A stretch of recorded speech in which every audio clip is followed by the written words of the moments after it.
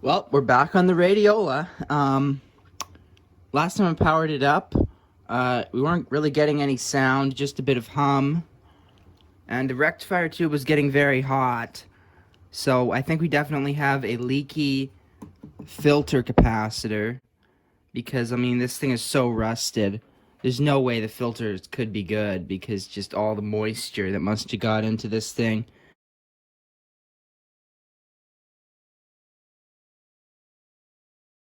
Thought I'd just give the power supply a bit of a wire brush treatment. It actually worked better than I expected. The rust seems to be mostly surface rust, not like really deep. So I'll still have to use the rust remover thingy to get it all off, but it's looking much better. If you remember how bad the sides were last time, it's cleaned up quite a bit actually. And down here you can actually see some metal now, not just rust. And so I was looking at the schematic, which I still haven't printed out because my printer's broken. But this is what they call the tapped resistance unit. It's just a resistor with all these taps on it. And then these three things here are adjustments for the heaters. This, on the two sides of the control here, we would have the heater windings, and then on the center it would be ground.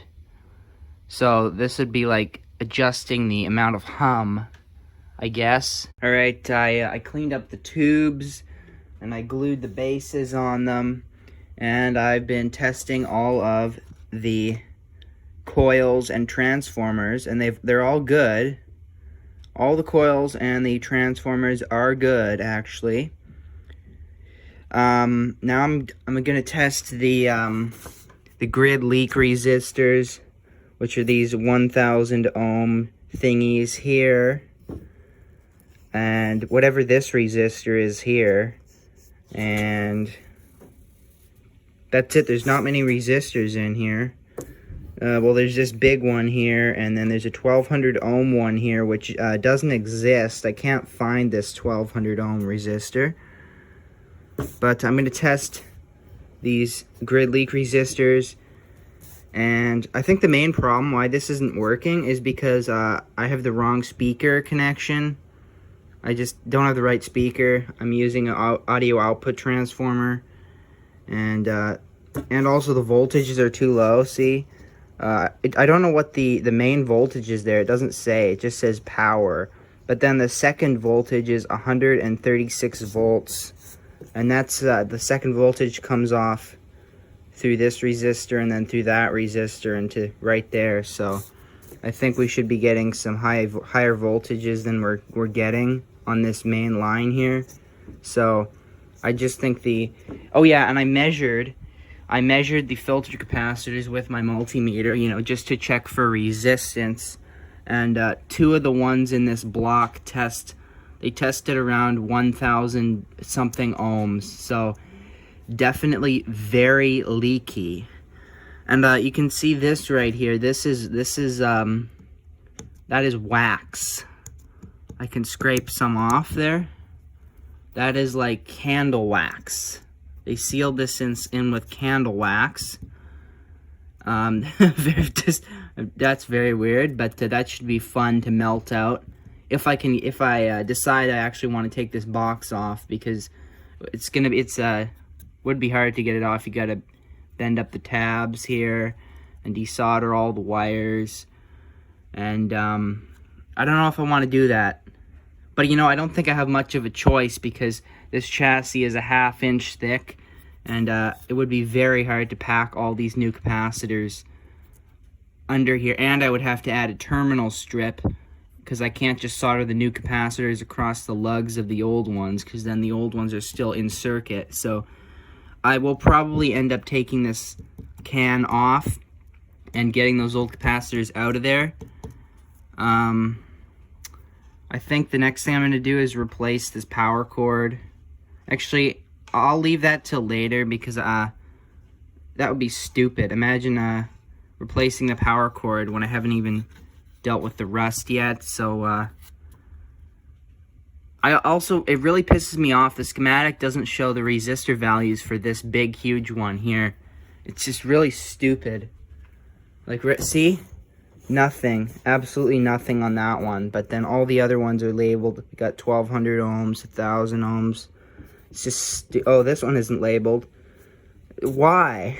Why even bother labeling half of them and then leaving them blank? I don't get it. But I'm gonna check those resistors. Well, I measured the volume control, and no surprise, it's completely open. Well, just listen to it.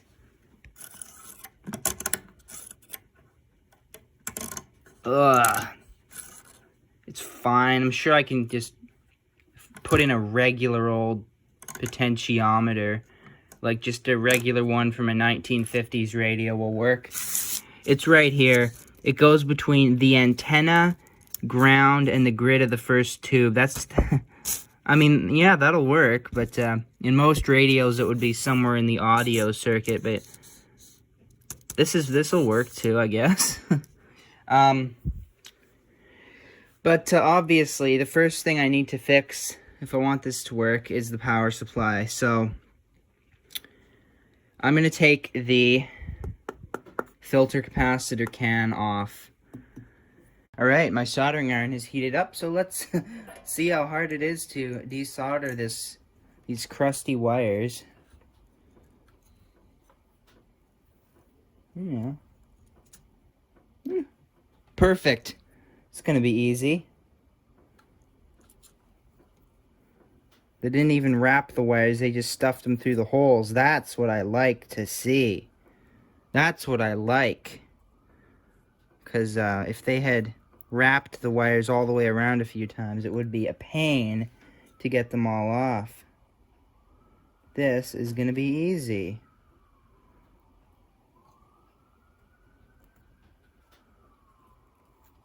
There we go.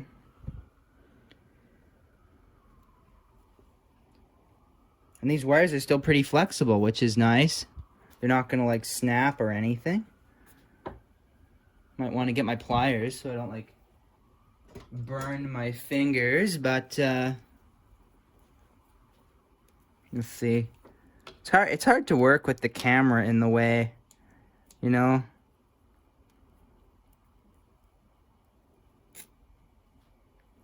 Yep.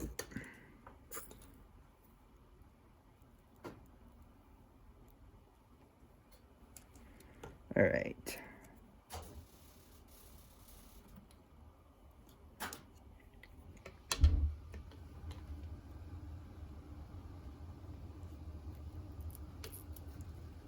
Here we go. Get these out.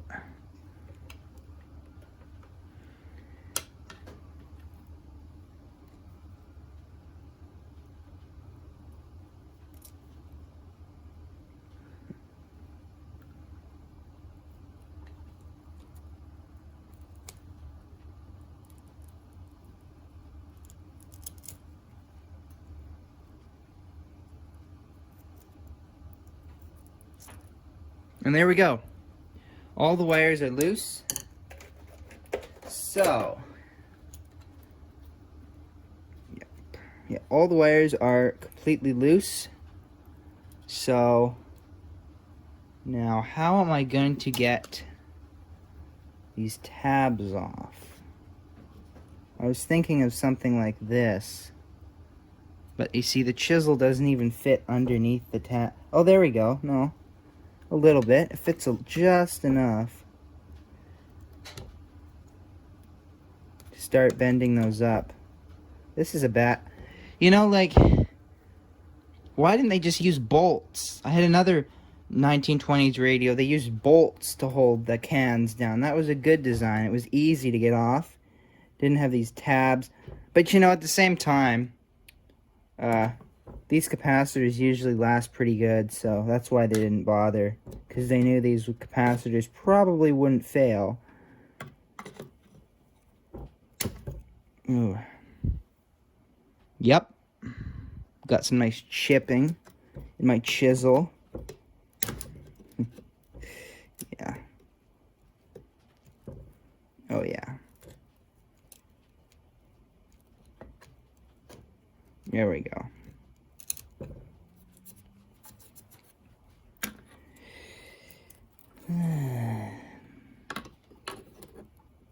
Yeah.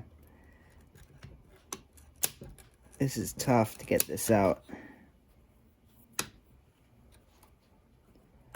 There.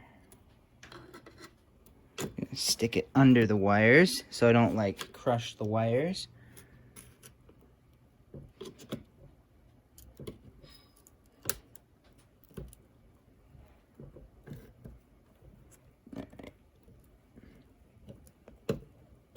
There. Very slow. Very slow. Let's see, I can probably take a screwdriver now and stick it under there and bend it up all the way. There we go. I got the back one up. See that? Right there.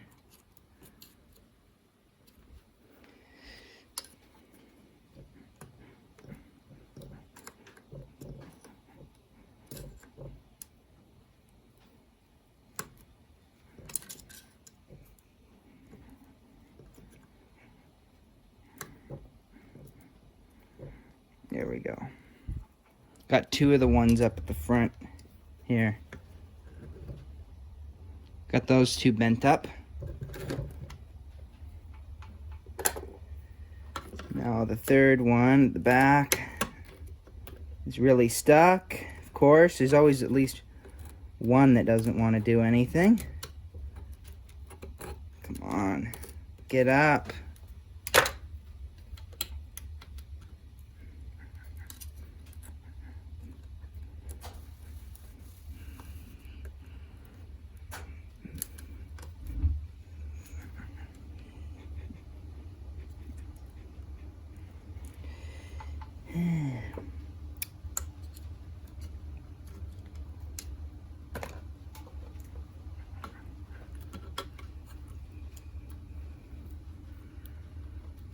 Don't want to break those tabs, those little solder point thingies.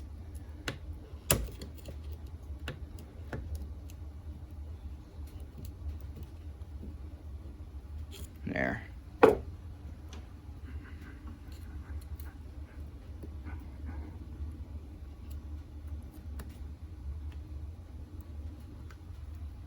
All right. It's loose, just needs that final bit of pulling to get it out.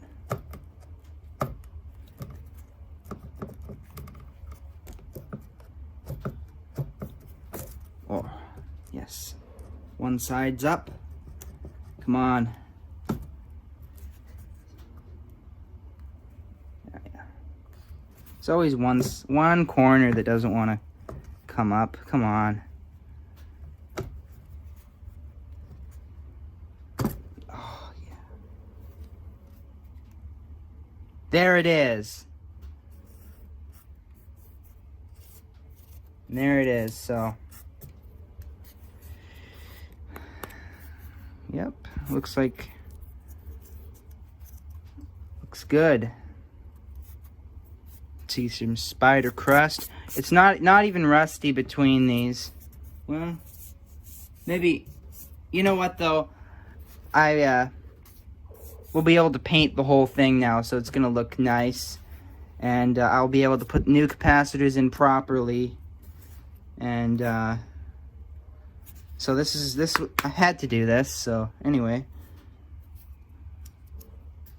let's just straighten out some of these tabs here. They're not completely flat. That's why they didn't want to come up, because some of them are bent just a little bit. Okay. All right, time for another test. I really want to make this work before I start, removing all the rust and totally ripping it apart. I have very, very sloppily soldered in a single filter capacitor. This one right here, it comes from the main B plus down to one of the filter chokes. The filter chokes are actually on the center tap, the negative supply. But anyway, the capacitor I soldered in is this one right here. I replaced it with a 10 microfarad capacitor. And I got this meter on here to measure the B+. And then I bypassed the broken volume, the open volume control, and I just put this wire directly on the grid of the first tube, and this is my antenna. The speaker outputs, I found I could stick some old multimeter leads in there, and that works much better than trying to clip these clips onto the speaker jacks. And I got the same speaker set up as just this old 1950s speaker and this old output transformer, because this output transformer was designed for a high impedance speaker. So I basically just connected the primary of this audio output transformer to the speaker output from the radio, and the secondary of this output transformer goes to the speaker. So now I'm going to start this up.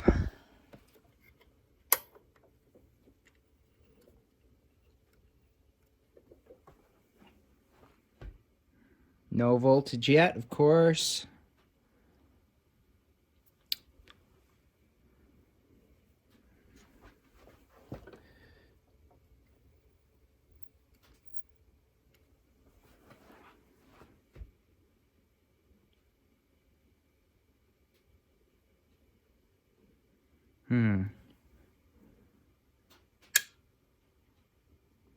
It could be that I I removed my clip from this thing. Oh, there we go. We're getting 200 volts. Okay. So this is definitely the problem, because before we were only getting 130 volts. And I used the exact same rectifier tube as I did in the earlier tests, so that this cannot be part of it. It's the same tube. So this was definitely the problem, because for a sec after I took this out, I was worried that this actually wasn't the problem, because I tried measuring it with my multimeter. I wasn't getting any resistance. So I thought this might have been good, but this is definitely bad, because look, 220 volts, and we're only up to, what, 60 on the Variac? It still doesn't work. No, I think it's the grid leak resistors, because I tried to test all 3 of them. I couldn't get any resistance out of them. It could just be the wires are so corroded, but I think one of those resistors might be open. And if one of the grid leak resistors is open right here, you will get no signal going into the tube, which means, you know, you'll get nothing. So, oh, hold up. Wait a minute. I didn't look at this too close. But this could be the problem. If that capacitor is open, we'll get no audio at all, because that capacitor couples the signal from this coil into the detector tube. So if this capacitor is open, well, I'll have to check on that too. But for now, I am going to go outside with this brick of wax and capacitors and try and melt this thing open. That should be fun. Well, here we are. My good old toaster oven. Still some tar in there from last time I was using it. Yep, and my good old screwdriver. Now I gotta get this tar out of here, so. Yep, easy. Alright.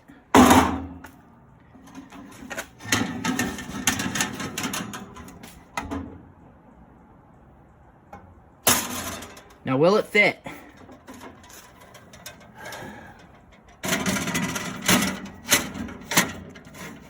Yep. It's not as big as the last one I did, which just barely fit in there. So, jeez, come on. on. There we go. We're gonna center it on there. And we are gonna put it on low heat. Gonna put it on like halfway. And both thingies on. And we're gonna put it to stay on. And now I'm gonna come back in like 20 minutes. All right, it's been like 10 minutes, so let's check it out.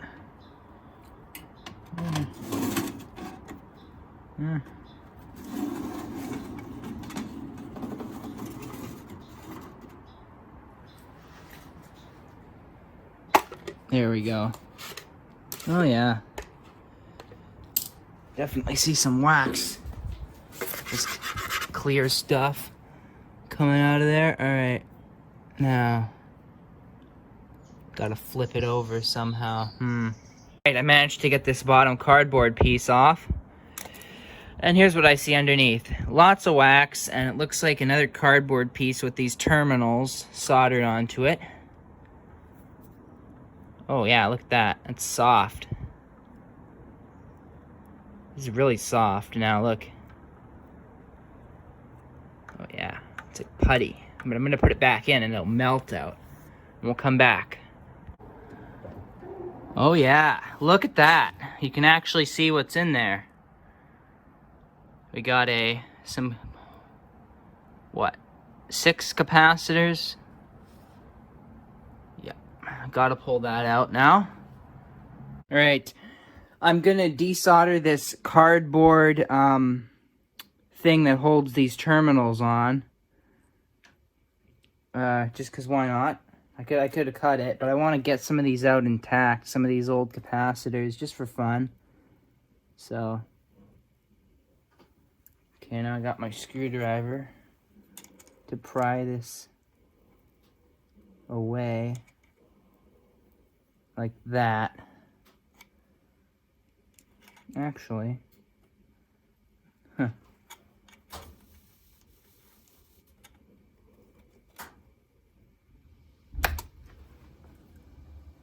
smells like wax in here already.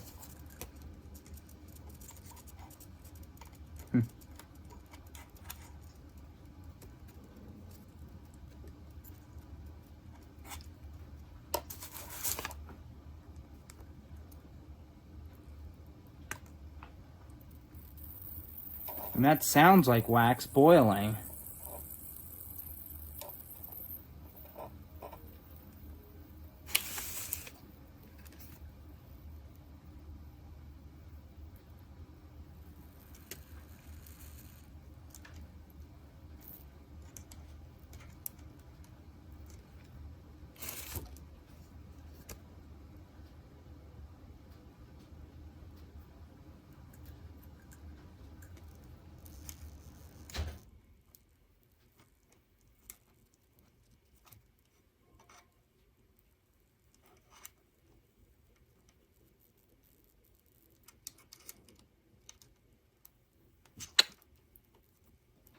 This one's gonna be harder to get out. Leave that one till last.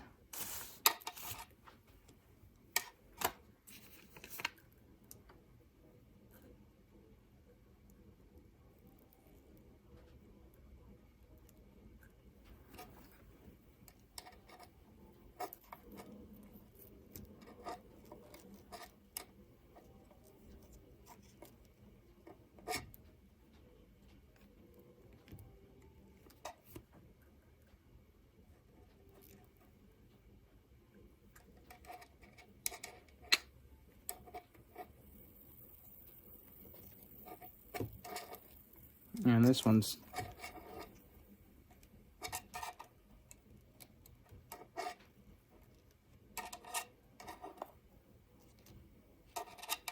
there we go.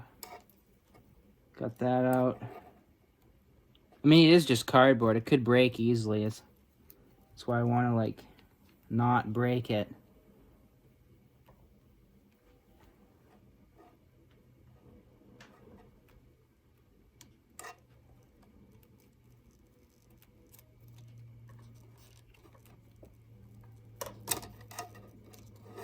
All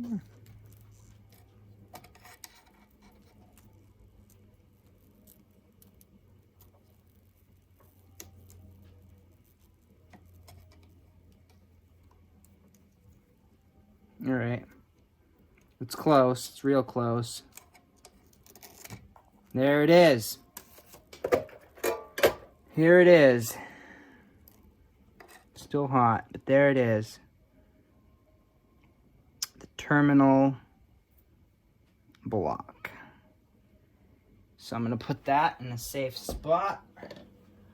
And what else we got? We got some felt, I guess, to hold that up off the surface of the capacitors. That is like felt.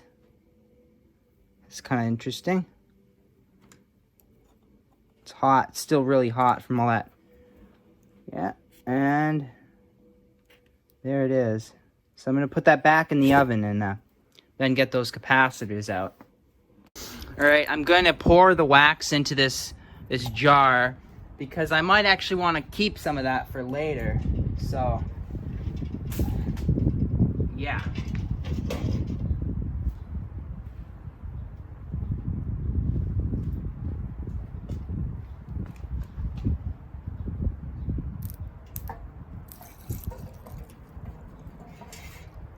It's a whole jar full, almost.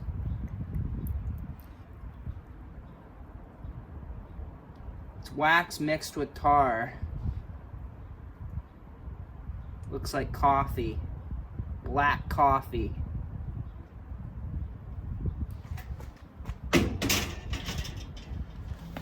And now I'm going to put this capacitor back in because we need to get these out. So I have it sitting up on end to try and drain all the wax out. It's working. It is working, but nice and slow. And then I'm going to just try and use a corkscrew or something to pull those out.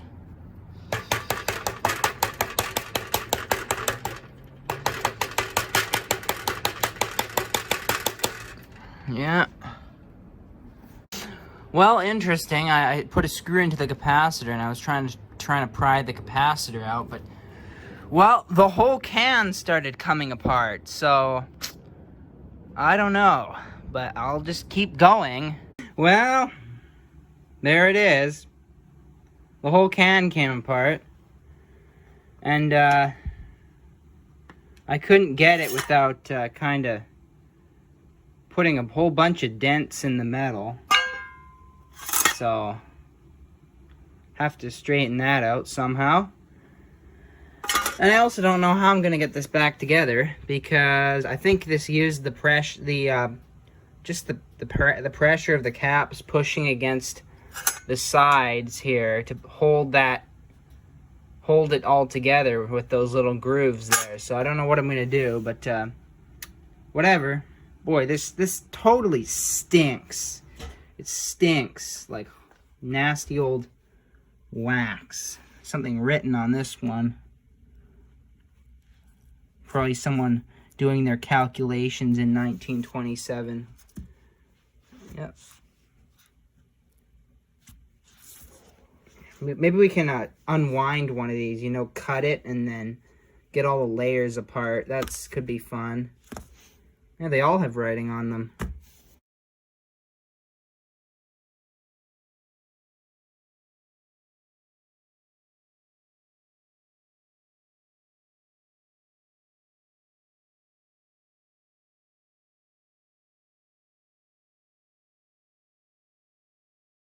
Since we're on the topic of dumb stuff, here's another question I've always had about these capacitors. Do they burn? Like, it's made of paper and wax, right? My blowtorch doesn't want to open. There we go. Oh yeah. It's a candle. Will it stay lit by itself? Will it become a candle? That's what I want to know, because it is full of wax. There we go. It's a candle or a giant cigar. I wonder how long that would burn.